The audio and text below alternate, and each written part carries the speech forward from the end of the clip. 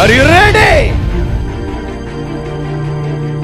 యేసయ్య మనలను సంతోషపరచును.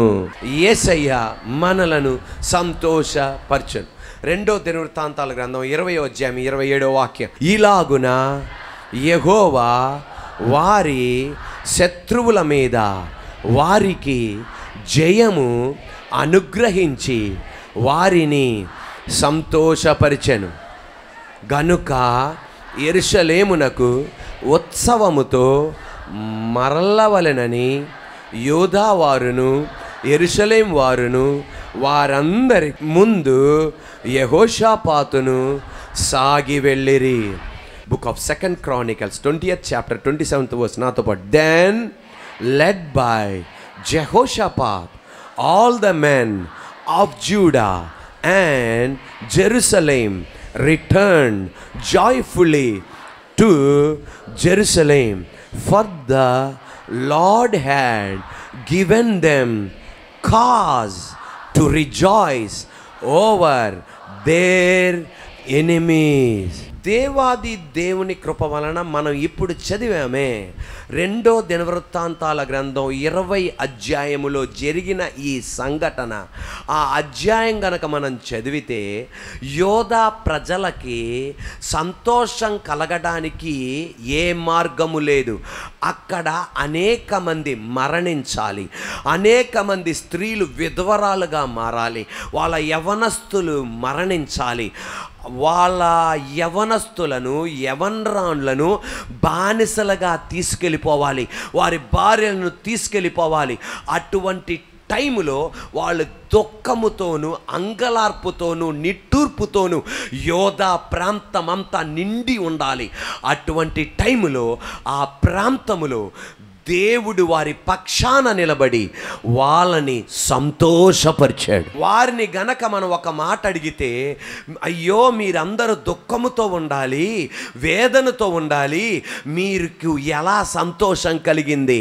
అవును, మీరన్నట్టే మేము దుఃఖముతో ఉండాలి, వేదనతో ఉండాలి, కానీ ఈరోజు మేము సంతోషంగా ఉన్నామంటే సర్వశక్తి గల దేవుడు మా పక్షాన నిలబడి శత్రువులను తరిమిగొట్టి శత్రువులను చంపి మాకు ఆయన సంతోషముగా ఉండే కృపను అనుగ్రహించాడు.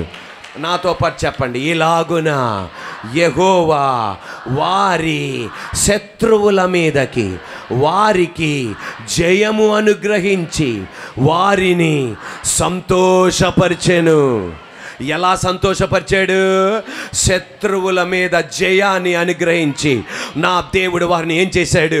సంతోషపరిచాడు. ఈ రోజున మీ ఇంట్లో సంతోషం కలగడానికి ఏ మార్గము లేదు. నీ ఇంటిలో గర్భఫలము లేక సంతోషం లేకుండా ఉన్నావేమో, నీ ఇంట్లో ఉద్యోగం లేకుండా ఉండడం వలన సంతోషం లేకుండా ఉన్నావేమో, ఇంట్లో ఐక్యత లేకపోవటం వలన సంతోషం లేకుండా ఉన్నావేమో, నీ ఇంట్లో రోగిగా ఉండటం వలన సంతోషంగా లేకుండా ఉన్నావేమో.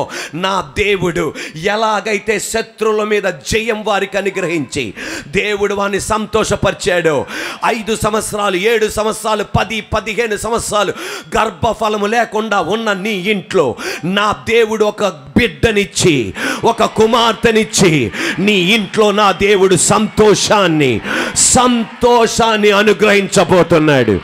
ఉద్యోగాన్ని ఇచ్చి నీకు సంతోషం ఇవ్వబోతున్నాడు. నీ ఇంట్లో అనైక్యతను తీసి ఐక్యతనిచ్చి నా దేవుడు సంతోషాన్ని అనుగ్రహించబోతున్నాడు. నీ ఇంటిలో రోగాన్ని తీసివేసి నీ ఇంట్లో ఆరోగ్యాన్ని ఇచ్చి నా దేవుడు సంతోషాన్ని అనుగ్రహించబోతున్నాడు.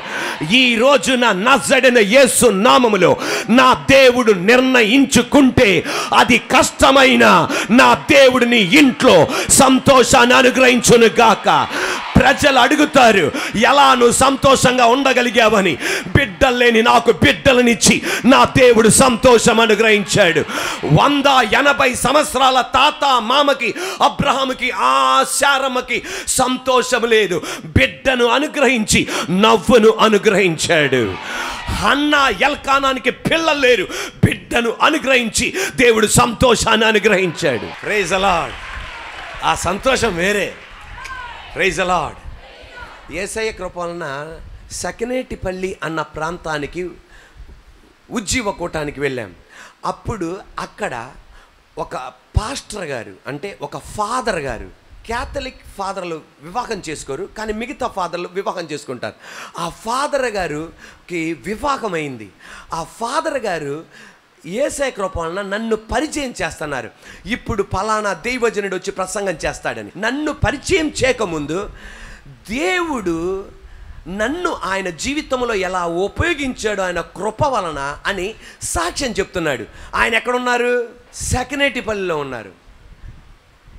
ఆయన చెప్తున్న సాక్ష్యం, ఆయన ఆ ఫాదర్ గారు విజయవాడకి చెందిన ఒక అమ్మాయిని వివాహం చేసుకున్నారు. వారిద్దరు ఇక్కడికి రాగా ఎప్పుడైతే విజయవాడకు వస్తారో అప్పుడు ఇక్కడ యూతోత్సవం జరిగేదంట. అప్పుడు తొమ్ములపల్లి కళాక్షేత్రంలో యూతోత్సవం జరిగేది.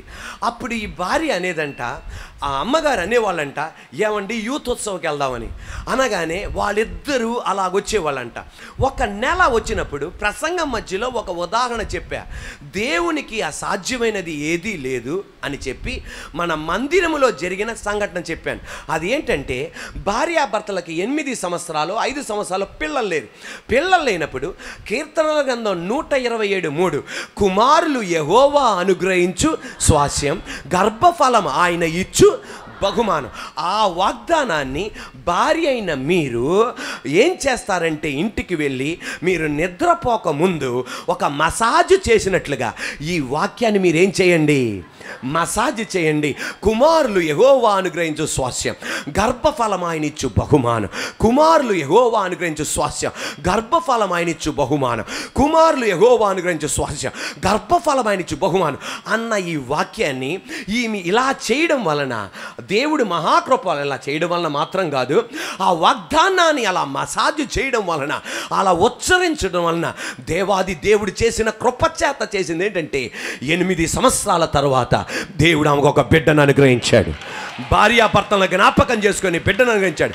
ఆ సాక్ష్యాన్ని నేను యూతోత్సవంలో చెప్పగానే అక్కడ ఉన్న ఫాదర్ గారు అమ్మగారు ఆ మాట విని, వీరికి చెయ్యగలిగితే మనకెందుకు చెయ్యడు అని చెప్పి ఆ ఫాదర్ గారు అమ్మగారు ఏం చేయడం ప్రారంభించారంటే, నిద్రపోకముందు భార్య అమ్మగారు ఫస్ట్ చెయ్యి, తర్వాత భర్త చేయించుకొని కుమారులు యెహోవా అనుగ్రహించు స్వాస్యం, గర్భఫలం ఆయన ఇచ్చు బహుమానం.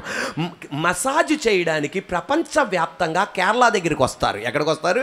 కేరళకు వచ్చి చేతులు మసాజ్ చేయించుకుంటారు నొప్పి పోవడానికి, కాళ్ళు మసాజ్ చేయించుకుంటారు నొప్పి పోవడానికి, నడుము మసాజ్ చేయించుకుంటారు నొప్పి పోవడానికి. ఆఖరికి మన మాజీ రాష్ట్రపతి కూడా అక్కడికి వెళ్ళాడు నొప్పి పోవడానికి. ఇప్పుడు మంత్రులు, ప్రధానమంత్రులు కూడా వెళ్తున్నారు నొప్పి పోవడానికి.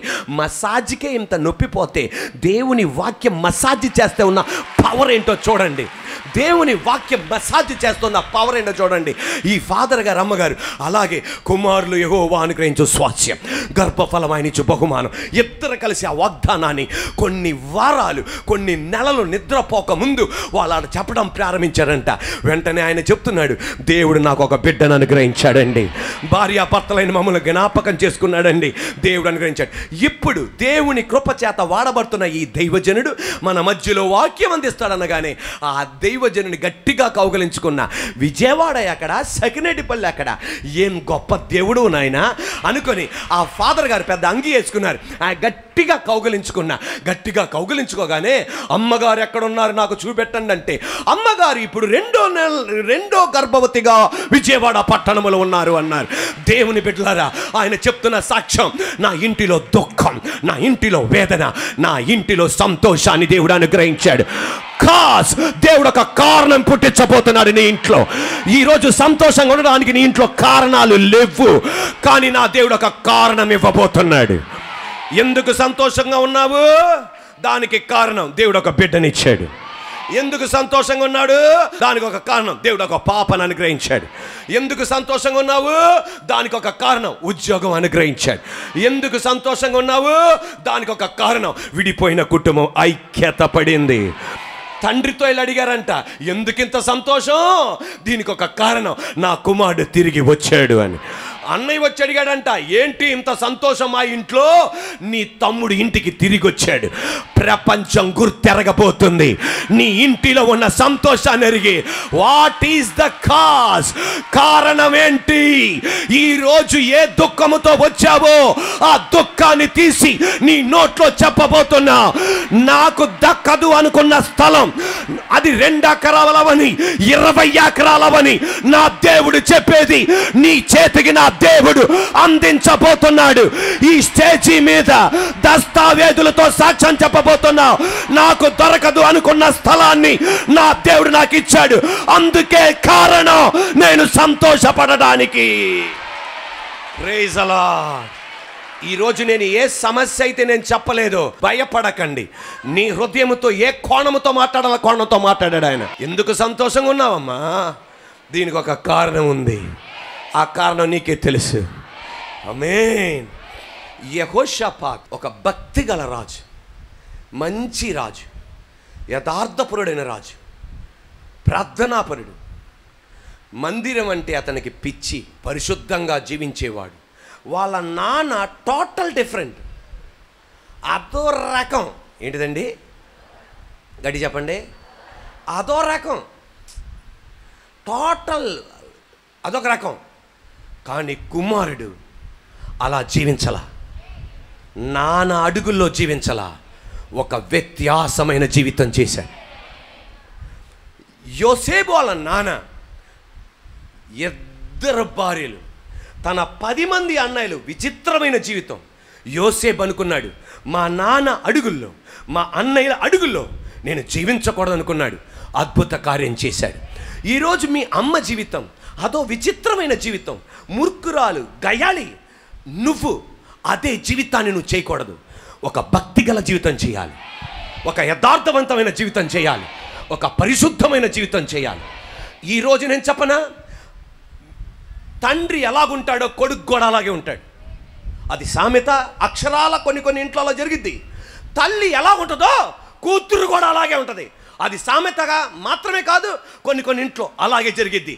ఈ రోజున నీ తండ్రి అలాంటి భయంకరమైన జీవితమే ఉండొచ్చు, కానీ నువ్వు అలా బతకూడదు. ఎందుకు తెలుసా? నీ తండ్రికి నీకి మధ్య సృష్టికర్త అయిన యేసయ్య వచ్చాడు. ఆ తండ్రి రూపం నీలో కనబడాలి.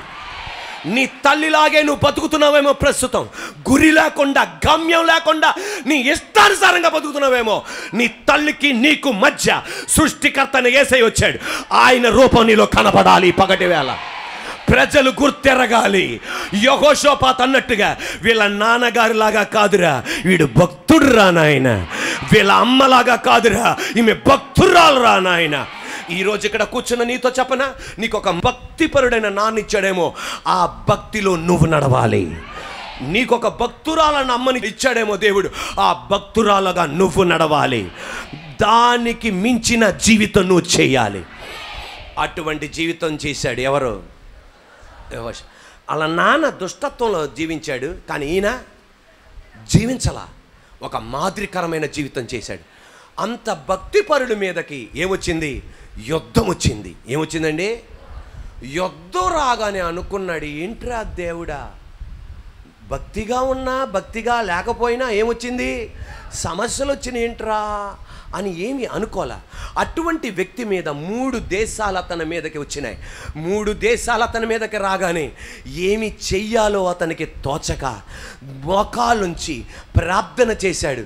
అయ్యా, ఇటువంటి పరిస్థితులు ఏమి చెయ్యాలో నాకు తోచట్లా, నువ్వే నా దిక్కయ్యా అని ప్రార్థన చేయగానే దేవుడు ఒక ప్రవక్తను పంపించన్నాడు.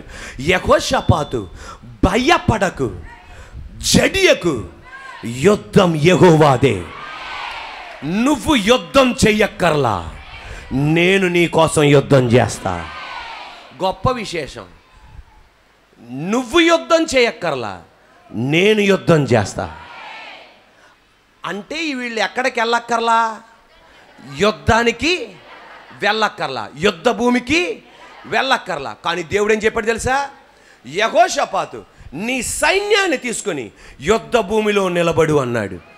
అదేంటి దేవా, నువ్వు చేస్తానన్నావు యుద్ధం, కానీ నువ్వు యుద్ధ భూమిలో ఏం చేయి, నీ సైన్యాన్ని తీసుకొని ఏం చేయి, నిలబడు అన్నాడు. అదేంటి,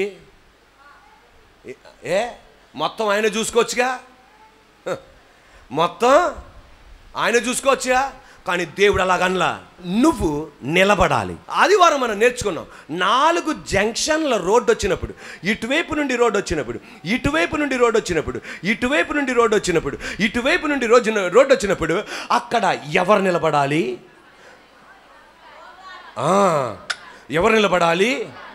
ఎవరు నిలబడకపోతే ఎవడిష్టం, ఎవడికి భయభక్తులు, ఎవడికి జాగ్రత్తలు, ఎవడికి భయం, అక్కడ హోమ్ మినిస్టర్ గారు నిలబడాలా? ఎవరు నిలబడితే చాలు? సర్వశక్తి గల దేవుడు చెప్పేది, యుద్ధ భూమి మీద మీరు నిలబడండి. బాణం ఇలా కూడా అనక్కర్లా, కత్తి ఇలా అనక్కర్లా, డాలు ఇలా అనక్కర్లా. ఆ 3 దేశాలు వస్తున్నప్పుడు మీరు లేకపోతే వీళ్ళు భయపడ్డారా అని మీ మీద పడతారు. మీరు అక్కడ నిలబడితే చాలు, మిగతాయి నేను చూసుకుంటా. వాళ్ళకి వాళ్ళు కొట్టుకొని సస్తుంటే బుర్ర గోకుంటున్నారు ఒక్కొక్కడు, ఏమైందిరా అని. ఈ పగటి వేళ నా దేవుడు అనేది, నీ ఉద్యోగ సమస్య నాది. నాదంటే ప్రసంగం చేస్తాను, ఈ బాబుది కాదు, చార్లీ బాబుది కాదు. ఈ ఉద్యోగ సమస్య నాది, వివాహ సమస్య నాది, నీ బిడ్డల సమస్య నాది. నువ్వు నిలబడు. ఎలా నేను జరిగించబోతున్నాను నువ్వు చూడబోతున్నావు, నీ కళ్ళతో నువ్వు చూడబోతున్నావు. ఇప్పటి వరకు నీ చెవులతోనే విన్నావు, నీ కంటితో నువ్వు చూడబోతున్నావు. యుద్ధం యెహోవాదే. ఈ రోజున భార్యను నిలబడాలి, భార్యను నిలబడాలి, భర్త అయినను నిలబడాలి, అమ్మాయినను నిలబడాలి, నానైనను నిలబడాలి. ఇంట్లో కూర్చోమన్నాడా? చెప్పండి, ఇంట్లో కూర్చోమన్నాడా? అదే నువ్వే దేవుడు అయితే కూర్చోండి నేను చూసుకుంటా మొత్తం అనేవాళ్ళం. కానీ నా దేవుడు ఏమన్నాడు? అక్కడ నిలబడండి, మీరు నిలబడండి. ఎందుకు దేవా ఊరికే నిలబడి ఇంట్లో కూర్చొని పడుకోవచ్చుగా? నో, నిలబడండి. ప్రైజ్ ది లార్డ్, హల్లెలూయా. దేవుడు గొప్ప విజయాన్ని ఇచ్చాడు. యెహోషాపాతు భక్తిగల రాజు, యథార్థపరుడు, నీతిమంతుడు, పరిశుద్ధంగా బతికేవాడు. కానీ ఇతనికి ఒక చిన్న వీక్నెస్ ఉంది. ఆ వీక్నెస్ మరి చాలా మందికి ఉంటుంది. ఆ వీక్నెస్ ఏంటంటే ప్రతి ఒక్కడితో స్నేహం చేస్తాడు. ఎవరు? యెహోషాపాతు. ఆఖరికి ఎవరితో సహా ఫ్రెండ్షిప్ చేయకూడదో ఆ వ్యక్తితో ఆయన ఆహాబుతో ఫ్రెండ్షిప్ చేశాడు. 2, ఎవరితో చేయకూడదో ఆహాజుతో కూడా చేశాడు. తద్వారా 20వ అధ్యాయములో ఉన్న యుద్ధం ఆహాబుతో పరిచయం వలన వచ్చింది. 21వ అధ్యాయంలో ఒక వేదనకరమైన సంగతి చెప్పింది. నువ్వు ఆహాజుతో స్నేహం చేసావు గనక కొన్ని నీకుతో జరిగించకుండా నేను ఆపేస్తున్నాను అన్నాడు. ఎంత భయంకరం! మనం ఫ్రెండ్షిప్ చేయాలి, కొంతమందితో అంటనట్టు ఫ్రెండ్షిప్ చేయాలి, అంతేగాని రాసుకొని పూసుకొని తిరుగుతూ ఉండకూడదు. ఎలా రాసుకొని పూసుకొని తిరగకూడదు అంటే దానికి అర్థం ఫ్రెండ్షిప్ చేయకూడదని కాదు అర్థం. ఒక్కొక్కళ్ళతో ఆమెతో నీకు డేంజర్ అనుకున్నప్పుడు, ఆయనతో నీకు డేంజర్ అనుకున్నప్పుడు, మన జీవితాలు నాశనం అయిపోతాయి అనుకున్నప్పుడు రాసుకొని పూసుకొని తిరగకూడదు. ఎక్కడ వందనాలంటే వందనాలు పడిపోయి వందనాలు పెట్టాలి. హలో అంటే హలో అనాలా, రావాలంటే రావాలా, రావాలా, కిచకిచకిచకిచకిచ అనాలా, గిరిగిరిగిరి అనాలా, అంతే. అంటనట్టు ఉండాలా.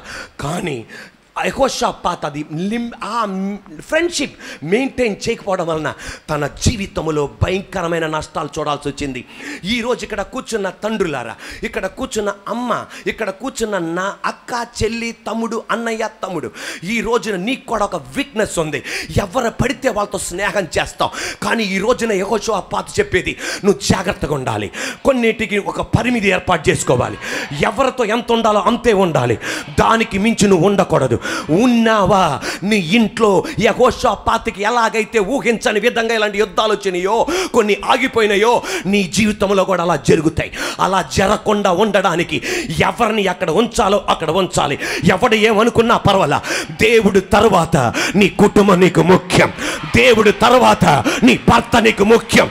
దేవుడు తర్వాత నీ పిల్లలు నీకు ముఖ్యం. దేవుడు తర్వాత మన కుటుంబం తర్వాత మన సంఘం మనకు ముఖ్యం. ఈ పగటి వేళ యెహోషాపాతు వలె నువ్వు గనక ఫ్రెండ్షిప్లో ఒక డిస్టెన్స్ మెయింటైన్ చేయకపోతే ఈ రోజు నువ్వు నేర్చుకోవాలి, అతని అపజయం నా జీవితంలో జరగకూడదు అని. ఈ రోజే పరిశుద్ధాత్మ దేవుడు చెప్తున్నాడు, నీ ఫ్రెండ్షిప్కి నువ్వు ఒక సరిహద్దులు ఏర్పాటు చేయాలి. ఎవరితో ఎంత ఉండాలి అంతే ఉండాలి. దానికి మించి నువ్వు ఉండడానికి వీల్లేదు. ఉంటే నష్టం నీకే.